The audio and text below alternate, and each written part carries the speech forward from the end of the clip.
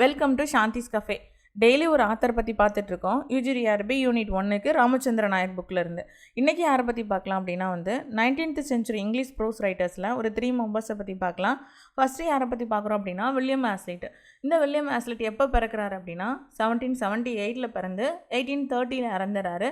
இவர் ஒரு romantic ஏஜோட critic. இவர் யாரோட ஃப்ரெண்டுன்னு சொல்கிறாங்க அப்படின்னா சார்லஸ் லாம்போட ஃப்ரெண்டு. இவர் தன்னோட கெரியரை ஒரு போர்ட்ரைட் பெயிண்டராக தான் ஸ்டார்ட் பண்ணுறாரு. இவருக்கு இந்த சர்ச்சு கரியரெல்லாம் பிடிக்கவே இல்லை. மதத்தில் அவ்வளோவா இன்ட்ரெஸ்ட் இல்லாமல் அந்த சம்மந்தமாக போகாமல் தன்னோட சமூகம் மற்றும் அப்புறமா அரசியல் வாழ்க்கையில் தான் இவருக்கு ரொம்பவே இன்ட்ரெஸ்ட்டாக இருக்குது. அதனால் அதை ஃபாலோ பண்ணி போகிறாங்க. இவரோட இன்ஃப்ளூயன்ஸ் எந்த செஞ்சுரி ரைட்டர்ஸ் இருக்காங்க அப்படின்னா 17th and 18th century writers தான் இவருக்கு இன்ஃப்ளூயன்ஸாக இருக்காங்க. இவரோட அந்த வகையில் 17th and 18th century ரைட்டர்ஸில் எந்த ரெண்டு ரைட்டர்ஸ் இவருக்கு மேஜர் இன்ஃப்ளூயன்ஸ் கொடுக்காங்கன்னு பார்த்தோன்னா எட்மண்ட் பர்க் அப்புறமா சாமுவேல் டெய்லர் கால்ரிட்ஜ். இந்த 2 ரைட்டரோட இன்ஃப்ளூயன்ஸ் இவரோட ஒர்க்கில் அதிகமாக இருக்குது. இவரோட தன்னோட ஒர்க்கு எப்போ ஸ்டார்ட் பண்ணுறாரு, எழுதுறதுக்கு ஸ்டார்ட் பண்ணுறாரு அப்படின்னா 1807 ஸ்டார்ட் பண்ணுறாரு. எந்த சப்ஜெக்டை மொதல் ஆரம்பிக்கிறார் அப்படின்னா பொலிட்டிக்கல் சப்ஜெக்ட் தான் ஸ்டார்ட் பண்ணுறாரு. 1807 அப்படிங்கிற இந்த இயரை பார்த்தோன்னே இதுக்கு முன்னாடி ஒரு ஒர்க்கு படித்தது நமக்கு ஞாபகம் வரணும் இல்லை? எந்த ஒர்க்கு? 1807 சார்லஸ் லாம்பும் அவங்களோட சிஸ்டர் மேரி லாம்ப் 2 பேரும் சேர்ந்து எழுதின டேல்ஸ் ஃப்ரம் ஷேக்ஸ்பியர் அப்படிங்கிற ஒர்க்கு. ஓகேவா? அந்த ஒர்க்கு பப்ளிஷ் ஆன சேம் இயரில் தான் வில்லியம் ஆஸ்லிட் தன்னோட கரியரை ஸ்டார்ட் பண்ணுறாரு. ஓகே, அப்புறமா பார்லிமெண்ட்ரியில் ரிப்போர்ட்டராக ஜாயின் பண்ணுறாரு. எந்த இயரில் அப்படின்னா 1812 ஜாயின் பண்ணுறாரு. அந்த 1812 ஒரு 2 ஜேர்னல் எழுதுறாரு. அந்த 2 ஜேர்னல் என்ன அப்படின்னா க்ரானிக்கல்ஸ் அண்ட் எக்ஸாமினர். இந்த 2 ஜேர்னல் தான் அவரோட பார்லிமெண்ட்ரி ரிப்போர்ட்டை கொடுக்கறதுக்கு ஒரு ஊடுகலமாக இருக்குது. ஓகே, இப்போது lectures on English poet and சரை இன்ஸ்டியூட் அப்படிங்கிற ஒரு சீரீஸ் எஸ்ஸேஸ் எழுதுறாரு. 1880 அது டெலிவர் பண்ணப்படுது. இவரோட ஒர்க்லேயே ரொம்ப முக்கியமான மேஜர் ஒர்க்ஸ்லாம் இங்கே கொடுத்துருக்கேன். 1818 கேரக்டர்ஸ் ஆஃப் ஷேக்ஸ்பியர் பிளேஸ். இது ரொம்ப முக்கியமான ஒரு NET PYQ questions. Characters of Shakespeare plays William Hazlitt எப்போ பப்ளிஷ் பண்ணியிருந்தார் அப்படின்னா 1818. ஓகே, 1819 இங்கிலீஷ் காமிக் ரைட்டர்ஸ் அப்படின்னு சொல்லிட்டு இன்னொரு ஒர்க்கு பப்ளிஷ் பண்ணுறாங்க. 1820 dramatic literature of the age of Elizabeth அப்படின்னு சொல்லிட்டு 1820 பப்ளிஷ் பண்ணுறாங்க. 1821 22 வரைக்கும் டேபிள் டாக் அப்படிங்கிற ஒரு எஸ்ஸே பப்ளிஷ் ஆகுது. த ஸ்பிரிட் ஆஃப் ஏஜ் அப்படிங்கிறது 1825 பப்ளிஷ் ஆகுது. இப்போ இதில் ரொம்பவே ஃப்ரீக்வெண்ட்டாக கொஸ்டின் கேட்ட ரெண்டு ஒர்க் என்ன அப்படின்னு பார்த்தோன்னா 1818 பப்ளிஷ் ஆன இந்த கேரக்டர்ஸ் ஆஃப் ஷேக்ஸ்பியர் பிளேஸும் டேபிள் டாக் 1821 22 வரைக்கும் பப்ளிஷ் ஆன இந்த டேபிள் டாக், இது ரெண்டுமே ரொம்பவே இம்பார்ட்டண்டான PYQ தான். வில்லியம் ஆஸ்லிட்டோட கிரிட்டிக்கல் ஐடியாஸ் எப்படி இருக்குன்னு சொல்லி நம்ம இந்த ஸ்லைடில் பார்க்கலாம். இப்போது இவர் lineal successor of Coleridge in criticism அப்படின்னா அந்த கிரிட்டிக்கல் ஒர்க்கில் கிரிட்டிசிசம் பண்ணுறதுல அப்படியே நேரடி வாரிசாக இருக்கிறாரு கால்ரிட்ஜுக்கு அப்படின்னு சொல்கிறாங்க. அவர் எப்படி கிரிட்டிசிசம் பண்ணுவாரோ ஒர்க்கை அதே சேம் வேல தான் இவரும் ஒரு ஒர்க்கை கிரிட்டிசைஸ் பண்ண ஆரம்பிக்கிறாரு அப்படின்னு சொல்கிறாங்க. இந்த ஷேக்ஸ்பியரின் கிரிட்டிசிசத்தில் அவரோட ஷேக்ஸ்பியரின் கிரிட்டிசிசம் அந்த ஒரு ஒர்க்கு பார்த்தோம் இல்லையா இப்போ நம்ம கொஞ்சம் நேரத்துக்கு முன்னாடி, எந்த ஒர்க்கு 1818 பப்ளிஷ் ஆன கேரக்டர்ஸ் ஆஃப் ஷேக்ஸ்பியர் பிளேஸ். இந்த ஒர்க்கை நம்ம படிக்கும்போது அந்த ஷேக்ஸ்பியரை பற்றின ஒரு உள்ளார்ந்த உணர்வு இவருக்கு எப்படி இருக்குங்கிறத நம்மளால் புரிஞ்சுக்க முடியுது இவரோட கிரிட்டிக் புக்கில். அது மட்டும் இல்லாமல் இவர் ரொம்பவே இந்த மைனரான மிஸ்டேக்ஸ் எல்லாம் ரொம்ப பெருசாக எடுத்துக்காமல் லிபரலாக ஒரு கிரிட்டிக் தான். சின்ன சின்ன விஷயத்தை கூட பெருசுபடுத்தி கிரிட்டிக் பண்ணாத ஒரு கிரிட்டிக் தான் வில்லியம் ஆஸ்லிட். இவரை சார்ஜ் ஜெயின்ஸ்பரி என்னன்னு சொல்கிறாங்கன்னா த கிரிட்டிக் அப்படின்னு சொல்கிறாங்க. இது ஒரு கொஸ்டின். யார் வில்லியம் ஆஸ்லிட்டை கிரிட்டிக் சொன்னாங்கன்னு கேட்கலாம், இல்லைனா கிரிட்டிக் அப்படின்னு சொல்லப்படுறது யார் அப்படின்னு கேட்கலாம். ஓகேவா? நெக்ஸ்ட்டு இவரோட ஸ்டைலும் பர்சனாலிட்டி எப்படி இருக்குன்னு பார்க்கலாம். அப்போரிஸ்டிக் பவர் அண்டு பர்வர்சிவ் ஹியூமர் இருக்குது இவரோட எஸ்ஸேஸில். இவரோட எஸ்ஸேஸ் ஒவ்வொன்றுமே ஒரு ஆட்டோபயோகிராஃபிக்கல் எலமெண்ட் கொடுக்குது. ஆட்டோபயோகிராஃபிக்கல் எலமெண்ட்னால் ஒரு சுயசரிதை மாதிரி இருக்குது. ஒவ்வொரு எஸ்ஸே படிக்கும் போதும் நமக்கு அவர் சொந்தமாக அவரோட கதையவே சொல்கிற அளவுக்கு இருக்குது அப்படின்னு சொல்கிறாங்க. ஒவ்வொரு எஸ்ஸேயும் ஃப்ராக்மெண்ட் ஆஃப் ஆட்டோபயோகிராஃபி அதை தான் சொல்கிறாங்க. இவரோட எஸ்ஸேயில் கிளாரிட்டி இருக்குது. அந்த எக்ஸ்பிரஷனை ரொம்ப அழகாக மக்கள் மத்தியில் கொண்டு போய் சேர்த்துருக்காரு நம்ம வில்லியம் ஆஸ்லிட்.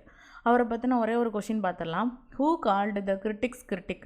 யார் ஆஸ்லிட்டை கிரிட்டிக் சொன்னாங்க? கால்ரிட்ஜ் சொன்னாரா, சார்லஸ் லாம்ப் சொன்னாரா, செயின்ஸ்பரி சொன்னாரா, பர்க் சொன்னாரா? The answer C. யார் சொல்லியிருப்பாங்கன்னா சார்ஜ் ஜெயின்ஸ்பரி தான் வில்லியம் ஆஸ்லிட்டை கிரிட்டிக் அப்படின்னு சொல்லியிருப்பாங்க. இப்போ நம்ம நெக்ஸ்ட் ரைட்டர் யாரை பார்க்க போகிறோம் அப்படின்னா தாமஸ் டி குயின்ஸை பற்றி பார்க்க போகிறோம். தாமஸ் டி குயின்சி எப்போ பிறக்கிறாங்க அப்படின்னா 1785 வந்து பிறக்கிறாங்க. 1859 வந்து இறந்துடுறாங்க. இவர் யாரோட பையன் அப்படின்னா வந்து மான்செஸ்டர் அப்படிங்கிற ஒரு பிளேஸில் உள்ள ஒரு மெர்ச்சண்டோட பையன் தான் தாமஸ் டி குயின்சி. இவருக்கு வந்து இந்த க்ரீக் லாங்குவேஜில் ரொம்பவே மாஸ்டராக இருக்கிறாரு. அந்த லாங்குவேஜ் ரொம்பவே இவருக்கு வந்து வருது. இவர் வந்து ஆக்ஸ்போர்டில் வந்து ஜாயின் பண்ணுறாங்க. ஒரு அண்டர் கம்பல்ஷனால் நிறைய பேர் கம்பல் பண்ணதுனால இவர் ஆக்ஸ்போர்டில் ஜாயின் பண்ணுறாரு. ஆனால் எந்த ஒரு விஷயமுமே கட்டாயப்படுத்தி ஒருத்தவங்களை செய்ய வச்சா அது ஃபுல்லாக நம்மளால் செய்ய முடியாது, நமக்கு தெரிஞ்ச விஷயந்தான். அதே மாதிரி இந்த டி குயின்சி என்ன பண்ணுறாரு, கம்பல் பண்ணி ஜாயின் பண்ண வச்சதுனாலும் டிகிரியே வாங்காமல் வித்தவுட் டிகிரியில் வந்து வெளியில் வந்துடுறாரு. இவர் யார் கூட வந்து அசோசியேட் ஆகி வந்து ஒர்க்கெல்லாம் எழுதுகிறாங்க அப்படின்னா, யார் கூட அசோசியேட் ஆகியிருக்காங்க அப்படின்னா வில்லியம் வேர்ட்ஸ்வர்த், அப்புறமா சாமுவல் டெய்லர் கால்ட்ரிட்ஜ், அப்புறமா சார்லஸ் லாம்ப், இவங்க 3 பேர் கூட அசோசியேட்டாக இருக்கிறாரு தாமஸ் டி குயின்சி. இந்த தாமஸ் டி குயின்சி இந்த லண்டன் லைஃப் வந்து அவருக்கு ரொம்பவே பிடிக்குது. அந்த மிஸ்டீரியஸ் லைஃப் வந்து லவ் பண்ண ஆரம்பிக்கிறாரு. அப்புறமா வந்து லண்டன் போனதுக்கப்புறமா இந்த வேல்ஸ் அப்படிங்கிற இடத்துலலாம் சுற்றி பார்த்ததுக்கப்புறமா லண்டன் போகிறாரு 1809. அங்கே நிறைய செலிப்ரிட்டிஸ் இதை பார்க்குறாரு. இவரோட லைஃப்பில் நிறையா ஸ்ட்ரகிள் இருக்குது. நீங்கள் ஒரு விஷயம் நோட் பண்ணி பார்த்தீங்களா, இப்போ லாஸ்ட் எல்லா வீடியோஸ்லேயும் பார்க்குறீங்களேன், இந்த ஆலிவர் கோல்ட்ஸ்மித்தாக இருக்கட்டும், அப்புறமா அடிசன் சீல், அப்புறமா இப்போ இருக்கிற தாமஸ் டி குயின்சி, இவங்க எல்லாருமே நம்ம எப்படி வந்து ஒரு எக்ஸாம் எழுதி கிளியர் பண்ணுறதுக்கு ரொம்ப ஸ்ட்ரகிள் ஆகிறோமோ அதே மாதிரி இவங்க வந்து பயங்கரமாக ஸ்ட்ரகிள் ஆகி தான் இருக்காங்க அவங்களோட சொந்த வாழ்க்கையில். அவ்வளோ ஸ்ட்ரகிளுக்கு அப்புறமா தான் சக்ஸஸ் ஆகி ஒரு ரைட்டராக வந்து பிரைட்டாக வந்து சொசைட்டிக்கு வந்திருக்காங்க. அதனால தான் இந்த ஸ்ட்ரகிளுக்கு பின்னாடி இவ்வளோ பெரிய சக்ஸஸ் இருக்கிறதுனால தான் நம்மளால் இவங்க எல்லாத்தையும் படிக்க முடியுது. அப்போது நம்மளோட இந்த ஸ்ட்ரகிளும் பின்னாடி ஒரு நாள் பெரிய சக்ஸஸாக மாறுங்கிறது நமக்கு பெரிய எக்ஸாம்பிளாக தெரியுதுல இந்த எல்லா ரைட்டர்ஸையும் படிக்கும்போது. ஓகே, இவருக்கு எந்த ஜேர்னலிஸ்டிக் ரைட்டிங் தான் ரொம்பவே பிடிக்குது. இப்போ இந்த சிம்பிளெல்லாம் பாருங்களேன், ஒரு நிமிஷம். லவ், அப்புறமா இது ஒரு கூகுள் மேப்பு, லொக்கேஷன் மேப்பு, அப்புறமா வந்து இந்த செலிப்ரேட் பண்ணுற இந்த க்ரௌனு, அப்புறமா வந்து ரைட்டிங்ஸு. நீங்கள் செகண்ட் டைம் ரிவிஷன் பண்ணும்போது ஃபுல்லாக உட்காந்து இந்த வீடியோ கேட்கணும் அவசியமே இல்லை. இந்த சிம்பிளை பார்த்தோன்னே ஓகே, அவருக்கு வந்து லண்டன் லைஃப் பிடிக்குது. அப்புறமா வந்து அவர் வேல்ஸ்லேருந்து லண்டனுக்கு ரீச் ஆகிறாரு. இது வந்து லொக்கேஷன். அப்புறமா வந்து நிறைய செலிப்ரிட்டிஸை பார்க்குறாரு. அப்புறமா வந்து நிறைய எழுதுறாரு. இந்த சிம்பிளை மட்டும் பார்த்துட்டு ரிவிஷன் பண்ணிட்டு நீங்கள் போயிட்டே இருக்கலாம். அதுக்கு இது யூஸ் ஆகும்னு நினைக்கிறேன், உங்களுக்கு ஹெல்ப்ஃபுல்லாக இருக்குன்னு நினைக்கிறேன். ஓகே, அடுத்தது டி குயின்சியோட ஒர்க், மேஜர் ஒர்க்ஸ் என்னன்னு சொல்லி பார்க்கலாம். The confessions of an opium eater அப்படிங்கிற ஒர்க் வந்து 1821 வந்து பப்ளிஷ் ஆகுது. 1821 பப்ளிஷ் ஆன இந்த ஒர்க்கு பொதுவாகவே காமனாக வந்து இது ஒரு ஃபுல் அண்ட் ஃபுல் ஆட்டோபயோகிராஃபிக்கல் ஒர்க்குன்னு தான் சொல்லணும். ஏன்னா இது தன்னோட வாழ்க்கையில் தாமஸ் டி குயின்சி என்ன ஆகிறாரு அப்படின்னா வந்து ஓபிஎம்க்கு அடிக்ட் ஆகிறாரு. அடிக்ட் ஆனதுக்கப்புறமா கொஞ்சம் கொஞ்சமாக அதுலேருந்து ரொம்ப ரொம்ப அடிக்ட் ஆகிறாரு. அதுலேருந்து அவரால் எஸ்கேப் ஆகி வெளியே வரவே முடியல. நிறைய பேரோட இம்மீடியட் டெத்து வந்து அவர் பார்த்ததுக்கப்புறமா பயப்பட ஆரம்பிச்சிடறாரு. கொஞ்சம் கொஞ்சமாக அவர் வந்து ரெடியூஸ் ஆகி கிராஜுவலாக வந்து அதுலேருந்து கிராஜுவலாக வெளியே வந்துடுறாரு. அந்த கிரேட் சஃபரிங்லேருந்து எப்படி வெளியே வந்தார் அப்படிங்கிறத தான் தன்னோட இந்த கன்ஃபெஷன் ஆஃப் ஓபியம் ஈட்டர் அப்படிங்கிறதுல ஒர்க்கில் வந்து சொல்லியிருக்காங்க தாமஸ் டி குயின்சி. இதுக்கே ஒரு பெரிய வந்து தைரியம் வேணும்ல ஒரு ரைட்டர் தன்னோட சுயசரிதை பற்றி நம்ம நினச்சோம் சாமுவல் வெப்பீஸோட டைரி படிக்கும்போது அவர் தான் தன்னோட பர்சனல் எமோஷன்ஸ்லாம் டைரியில் எழுதியிருக்காரு. அது பப்ளிஷ் ஆகும்போது அவர் இறந்துட்டார். ஆனாலும் ஒரு ஆத்தர் வந்து தன்னோட பர்சனல்லாம் வந்து வெளியில் எல்லோரும் படிக்கும்போது வந்து அவர் உயிரோடு இல்லை. ஆனால் இவர் அப்படி இல்லை. தாமஸ் டி குயின்சியோட எஸ்ஏஸ்லாம் படிக்கும்போது அவர் இந்த த கன்ஃபெஷன்ஸ் ஆஃப் ஓபியம் ஈட்டர் அதெல்லாம் படிக்கும்போது அவர் உயிரோடு தான் இருந்தார். ஏன்னா அவர் 1859 தானே இறந்துருப்பார். இந்த எஸ்ஏ 1821 பப்ளிஷ் ஆயிடுச்சு. இப்போது இந்த எஸ்ஏ படிக்கும்போது அதுக்கப்புறமா அவரை மீட் பண்ணுற ரைட்டர்ஸ்லாம் அவர் எந்த பார்வையில் பார்ப்பாங்கங்கிற ஒரு பயம் கொஞ்சம் கூட இல்லாமல் தான் ஒரு ஓபியம் அடிட்டருங்கிறத வந்து பகிரங்கமாக ஒத்துக்கொண்டிருக்காரு. பார்த்தீங்களா, இதுவே வந்து நம்ம பாராட்ட வேண்டிய விஷயந்தான். இதுக்கப்புறமா இந்த ஒர்க்கிலேருந்து அவர் வந்து சொசைட்டிக்கு வந்து ஒரு அட்வைஸ் பண்ணுறாரு. ஓபியம் எடுக்கிறது வந்து எவ்வளோ பெரிய கஷ்டம், அதுலேருந்து ரிலீஸ் ஆனது எவ்வளோ பெரிய கஷ்டம். அதனால் அவங்க அட்வைஸ் பண்ணுற மாதிரி தான் வந்து இந்த ஆட்டோபயோகிராஃபிக்கல் ஒர்க்கு இருக்குது. ஓகேவா, அடுத்தது ரெண்டாவது on murder as one of the fine arts அப்படிங்கிற அடுத்த ஒரு ஒர்க்கை பப்ளிஷ் பண்ணுறாரு. யார் வந்து நம்ம வில்லியம் ஆஸ்லிட். அடுத்தது on the knocking at the gate in Macbeth 1823. இதுக்கு முன்னாடி ஒரு ஷேக்ஸ்பியரோட ஒர்க்கு பார்த்தோம். யாரோடது, யார் வந்து எந்த ரைட்டர் வந்து லாஸ்ட் ரைட்டர் ஒரு ரைட்டர் நம்ம பார்த்தோம் இல்லையா, அவர் ஷேக்ஸ்பியரோட எந்த ஒர்க் எழுதியிருந்தார் அப்படிங்கிறத நீங்கள் வந்து கமெண்ட்டில் சொல்லுங்கள். இந்த இடத்துல இப்போது வில்லியம் ஆஸ்லிட் எழுதியிருந்தார் இல்லையா ஒரு ஷேக்ஸ்பியர் ஒர்க்கு, அது இப்போது ரெண்டாவதாக தாமஸ் டீக்வென்சியோட the confessions of opium eater அப்படிங்கிற ஒர்க்கு 1821 வந்து பப்ளிஷ் ஆகுது. இது முழுக்க ஒரு ஆட்டோபயோகிராஃபிக்கல் எலமெண்ட் தான் சொல்லணும். ஒரு ரைட்டர் தான் ஓபியம் எடுத்ததாகவும் அதிலிருந்து ரொம்ப சஃபர் ஆனதாகவும் ஒரு டெத்து கண்டிஷனுக்கு போனதுக்கப்புறமா திரும்ப கொஞ்சம் கொஞ்சமாக ரெடியூஸ் பண்ணி அதிலேருந்து ஃபுல்லாக ஃப்ரீ ஆனதாகவும் இந்த ஒர்க்கில் வந்து அவர் எழுதியிருக்கிறாரு. இதுக்கு முதல்ல நம்ம பெரிய அப்ளாஸ் கொடுத்தாகணும். ஏன்னா இப்போது சாமுவேல் பெப்பீஸ் எடுத்துக்கோங்களேன், அவரோட டைரியில் தன்னோட பர்சனல் எலமெண்ட்ஸ் எல்லாமே சொல்லியிருப்பார் பெப்பீஸ். ஆனால் அந்த எலமெண்ட்ஸ் வந்து டைரி வந்து பப்ளிஷ் ஆகும்போது அவர் உயிரோடவே இருக்க மாட்டார். அதனால மக்கள் என்ன கிரிட்டிக் பண்ணாலும் அவர் வந்து பார்க்க மாட்டார். ஆனால் இந்த ஒர்க்கில் அவர் அப்படி இல்லை. தாமஸ் டீக்வென்சி வந்து 1859 தான் இறந்துறாரு. அப்போது 1821 இந்த ஒர்க்கு நமக்கு பப்ளிஷ் ஆகுது. இதுக்கப்புறமா இந்த ஒர்க்கை படிக்கிற ரைட்டர்ஸாக இருக்கட்டும், ஆடியன்ஸாக இருக்கட்டும், அவர் எந்த பார்வையில் பார்ப்பாங்க அப்படிங்கிற ஒரு பயம் கொஞ்சம் கூட இல்லாமல் தான் ஒரு ஓபியம் ஈட்டர், தான் ஒரு ஓபியம் அடிக்ட், அதுலேருந்து நான் வெளியில் வந்திருக்கேன்னு சொல்லி பகிரங்கமாக ஒத்துக்கொண்டிருக்காரு. பார்த்தீங்களா? இதுக்கே நம்ம பெரிய பாராட்டை கொடுக்கணும் நம்ம தாமஸ் டீக்வென்சிக்கு. Okay, next on murder as one of the fine arts அப்படிங்கிறது டீக்வென்சியோட இன்னொரு work. On the knocking at the gate in Macbeth, இது ஒரு கொஸ்டின் பிஒய்க்யூ தான். On the knocking at the gate in Macbeth அப்படிங்கிறது யாரோட ஒர்க்கு? 1823 தாமஸ் டீக்வென்சி எழுதியிருக்காங்க. இப்போ இதுக்கு முன்னாடி ஒரு கேரக்டர் ஷேக்ஸ்பியரோட ஒர்க் ஒன்று பார்த்தோம். யார் சொல்லியிருந்தா? வில்லியம் ஹேஸ்லிட்டோடது.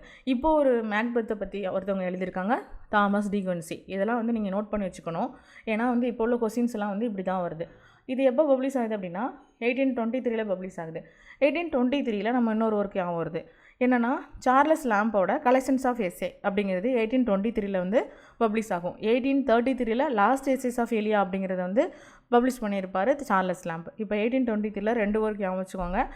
சார்லஸ் லாம்போட எஸ்ஏஸ், அப்புறமா வந்து தாமஸ் டீக்வென்சியோட on the knocking at the gate in Macbeth அப்படிங்கிறது 1823 பப்ளிஷ் ஆகிற 2 works. Autobiographical sketches the revolt of the Tartars அப்படிங்கிற அடுத்த ஒரு ஒர்க்கும் இவர் வந்து பப்ளிஷ் பண்ணி கொடுக்குறாரு தாமஸ் டீக்வென்சி. ஓகே, அடுத்து அவரோட தீம்ஸ் என்னெல்லாம் இருக்குது? இவரோட தீம்ஸ் எல்லாம் இமேஜினேஷன், அந்த அவரோட எஸ்ஸேஸில் அவரோட ப்ரோஸ் ஒர்க்கில் ரொம்ப இமேஜினேஷனாகவும் கற்பனை உள்ளதாகவும் ஃபேண்டஸ்டி உள்ளதாகவும் இருக்குது. இவர் ஓபியம் ஹேபிட்டில் வந்து எப்படி அடிக்ட் ஆனார், ஃபிசிக்கலாக எப்படி சஃபர் ஆனார், அப்புறமா எப்படி எஸ்கேப் ஆகுறாரு, இதுதான் வந்து அதில் இருக்குது. இந்த ஆர்டிஸ்டிக் பர்பஸுக்காண்டி தன்னோட ஆட்டோபயோகிராஃபிக்கை வந்து யூஸ் பண்ணியிருக்கிறாரு. ஓகே, தாமஸ் டீக்வென்சியோட ஸ்டைல் எப்படி இருக்குது, ப்ரோஸ் ஸ்டைல்ஸ் எப்படி இருக்குன்னு பார்ப்போம். இவரோட ப்ரோஸ் வந்து ரொம்ப மெடிடேட்டிவாகவும் அப்புறமா அனலிட்டிக்கலாகவும் அப்புறமா டிஸ்கிரிப்டிவாகவும் இருக்குது.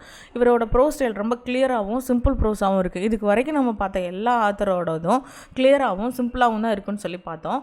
இவர் யாரை வந்து அவ்வளோ அதிகமாக வந்து கிரிட்டிக் பண்ணி எழுதியிருக்காங்க அப்படின்னா கோல்ட்ஸ்மித், மில்டன், வேர்ட்ஸ்வர்த், இவங்களெல்லாம் கிரிட்டிக் பண்ணி அதிகமாக எழுதியிருக்காங்க. தன்னோட டீவியேஷனுக்காக கொஞ்சம் விலகி போகிறதுக்காக நிறைய ஒர்க் எழுதியிருக்கிறார். டைக்ரெஷன்ஸ் அண்ட் அசைட் காமன். டைக்ரெஷன்ஸ்னால் என்னென்னு சொல்லுவோம் அப்படின்னா கொஞ்சமாக விலகி போகிறது. காமனாக எல்லோரும் எழுதுகிற ரைட்டிங் ஸ்டைலேருந்து லைட்டாக கொஞ்சம் விலகி எழுதுவோம் அப்படின்னு சொல்லிட்டு அவரோட ஸ்டைலை வந்து கொஞ்சம் டிவைட் பண்ணி விட்டுருக்காங்க. ஓகே, இப்போ தாமஸ் டீக்வென்சியை பற்றி ஒரே ஒரு கொஸ்டின் கேட்கலாம். என்ன கொஸ்டின் அப்படின்னா, which work reveals De Quincey's opium experiences? எந்த ஒர்க்கு தாமஸ் டீக்வென்சிஸோட ஓபியம் எக்ஸ்பீரியன்ஸை வந்து எக்ஸ்பிளைன் பண்ணுது அப்படின்னா the confessions of an opium eater, இந்த ஒர்க்கு தான். ஆன்சர் வந்து பி. ஓகே, தென் நெக்ஸ்ட்டு வந்து நம்ம பார்க்க போகிற ரைட்டர் யார் அப்படின்னா வந்து மெக்காலே. இவரோட ஃபுல் நேம் என்னென்னு பார்த்தோன்னா தாமஸ் பேபிங்டன் மெக்காலே. இவர் 800 பிறந்து 1859 வந்து இறந்துறாரு. இவர் வந்து எங்கே படிக்கிறார் அப்படின்னா ட்ரினிட்டி காலேஜ் கேம்பிரிட்ஜில் படிக்கிறாரு. இவர் வந்து ஒரு விக் பாலிட்டிஷியன், ஒரேட்டர். இவர் வந்து இந்தியாவோட சுப்ரீம் கவுன்சிலில் வந்து ஒரு லீகல் அட்வைசராக 1834 வந்து இருக்காங்க மெக்காலே. இவரோட ஒர்க்கு மேஜர் ஒர்க் என்னன்னு சொல்லி பார்க்கலாம். எஸ்ஸே ஆன் மில்டன் அப்படிங்கிறது 1825 வந்து எஸ்ஸே ஆன் மில்டன் அப்படிங்கிற ஒர்க்கு வந்து 1825 வந்து பப்ளிஷ் பண்ணியிருக்காங்க.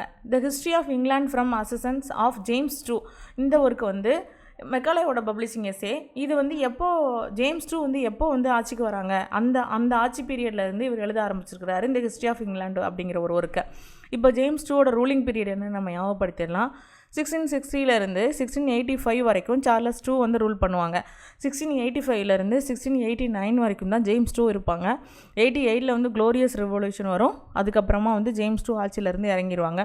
அப்புறமா வில்லியம் ஆரஞ்சு தேர்டும் அவங்களோட ஒய்ஃப் வந்து குயின் மேரி அப்படிங்கிறவங்க ஆட்சிக்கு வராங்க. மேரி டூ வந்து ஆட்சிக்கு வருவாங்க. ஓகேவா? இப்போது அந்த பீரியட்லேருந்து தான் நம்ம 1685 1689 வரைக்கும் உள்ள பீரியட்லேருந்து தான் ஸ்டார்ட் பண்ணுறாரு தன்னோட ஹிஸ்ட்ரி ஆஃப் இங்கிலாண்டை தாமஸ் பேபிங்டன் மெக்காலே. ஓகே, இவர் வந்து யாரை பற்றின எந்த ரெண்டு பர்சன்ஸை பற்றி எஸ்ஏஸ் எழுதுறாருன்னா, ராபர்ட் கிளைவ், நம்ம ஹிஸ்டாரிக்கல் பீரியடில் ஒரு முக்கியமான ஒரு பர்சன் ராபர்ட் கிளைவ், அவரையும் வாரன் ஹாஸ்டிங்ஸ், இவங்க 2 பேரை பற்றின எஸ்ஏஸ் வந்து எழுதுகிறாங்க. அப்புறமா லேஸ் ஆஃப் ஆன்சியன்ட் ரோம் அப்படிங்கிற ஒரு வெர்ஸ் ஃபார்மில் ஒரு ஒர்க்கும் எழுதியிருக்கிறாரு தாமஸ் மெக்காலே. இவர் வந்து ப்ரோஸ் எஸ்ஏல வந்து ரொம்ப சுப்ரீம்ஸாக இருக்கார். இவரோட எஸ்ஏஸ் எல்லாமே வந்து ஒரு நார்மலான ஒரு அனுபவம் அறிவும் காமன் சென்ஸையும் வந்து அப்ரோச் பண்ணுற மாதிரி இருக்குது. அது மட்டும் இல்லாமல் இவர் தன்னோட பர்சனல் வியூஸை வந்து சொல்கிறதுக்காக இந்த சப்ஜெக்டை யூஸ் பண்ணதா ரைட்டர்ஸ் எல்லாம் சொல்கிறாங்க. இவரோட ஸ்டைல் வந்து அட்மைர் பண்ணுற மாதிரி இருக்குது. அட் த சேம் டைம் பாரபட்சம் காட்டுற மாதிரி இருக்குன்னு சொல்கிறாங்க கிரிட்டிக்ஸ் எல்லாமே. ஓகே, இவரோட கிரிட்டிசிசம் ஸ்டைல் எப்படி இருக்குன்னு பார்த்தோன்னா ரொம்ப ப்ரில்லியண்ட்டாகவும் எபிக்ரமேட்டிக் ப்ரோஸ் ஸ்டைலையும் வந்து ஃபாலோ பண்ணியிருக்காரு. பொதுவாகவே வந்து சென்டென்ஸை வந்து ஆன்டிதெட்டிக்கல் பேலன்ஸ் பண்ணுறதுல யாரோட ஸ்டைலை வந்து ஃபாலோ பண்ணியிருக்காருன்னா டாக்டர் ஜான்சனோட ஸ்டைலை வந்து அவர் ஃபாலோ பண்ணியிருக்காரு. இவர் நிறைய சூப்பர்லேட்டிவ் எக்ஸாகரேஷன் மாதிரி ஒர்க் யூஸ் பண்ணியிருக்கிறாரு தன்னோட கிரிட்டிசிசம் ஒர்க்கில். அட் த சேம் டைம் வந்து கான்ட்ராஸ்டாகவும் இருக்குது. இந்த டீட்டெயிலாக வந்து இன்னக்யூரேட்டான டீட்டெயில் யூஸ் பண்ணியிருக்காரு. ஏன் அப்படின்னா வந்து சில சமயம் உணர்ச்சி வசப்பட்டு நம்ம வந்து என்ன பண்ணுவோன்னு தெரியாதுல்ல, அதே மாதிரி இந்த எந்தூசியாசம் பண்ணும்போது அந்த டீட்டெயில் வந்து இன்னக்யூரேட்டாக இருக்குது, கரெக்டாக இல்லை, அவர் வந்து உணர்ச்சி வசப்பட்டு என்னென்னமோ தப்பாக எழுதியிருக்கிறாரு அப்படின்னு சொல்கிறாங்க. ஓகே, இந்த மெக்காலேயோட ஹிஸ்ட்ரி ஆஃப் இங்கிலாந்து அப்படிங்கிற இந்த ஒர்க்கு அவர் யாரோட அசிஸ்டன்ட்க்கு அப்புறமா வந்து எழுத ஆரம்பிக்கிறார் அப்படின்னு சொல்லி பார்த்தோன்னா, Charles I, James I, James II, William III. இப்போ எந்த கிங்கோட பீரியட்லேருந்து அவர் ஸ்டார்ட் பண்ணியிருப்பாருன்னா ஜேம்ஸ் IIோட பீரியட்லேருந்து ஸ்டார்ட் பண்ணியிருப்பாருன்னு பார்த்தோம். இப்போ சார்லஸ் I இவங்க வந்து எந்த பீரியடில் ரூல் பண்ணுறாங்க அப்படிங்கிறது உங்களுக்கு தெரிஞ்சால் நீங்கள் சொல்லுங்கள். ஜேம்ஸ் I அப்படிங்கிறது 1603 1625 வரைக்கும் வந்து ரூல் பண்ணுற ஒரு கிங் தான் வந்து ஜேம்ஸ் I. இதுதான் வந்து ஜேக்கோபியன் பீரியட்னு நம்ம சொல்லுவோம். ஜேம்ஸ் II வந்து 1685 89 வரைக்கும் இருக்காங்க. அப்புறமா 1689 1702 வரைக்கும் குயின் ஆன் ஆட்சிக்கு வர வரைக்கும் வில்லியம் III இருப்பார். இப்போ சார்லஸ் I உங்ககிட்ட கொடுக்குறேன், இதுதான் கொஸ்டின். சார்லஸ் Iஓட ரூலிங் பீரியட் என்னன்னு சொல்லி நீங்கள் கமெண்ட் செக்ஷனில் சொல்லுங்கள். இங்கே 3 ரைட்டர்ஸோட இம்பார்ட்டண்டான ஒர்க்ஸு, இம்பார்ட்டண்டான இயர்ஸ் இதெல்லாம் நோட் பண்ணி வச்சுக்கோங்க. தேங்க்யூ.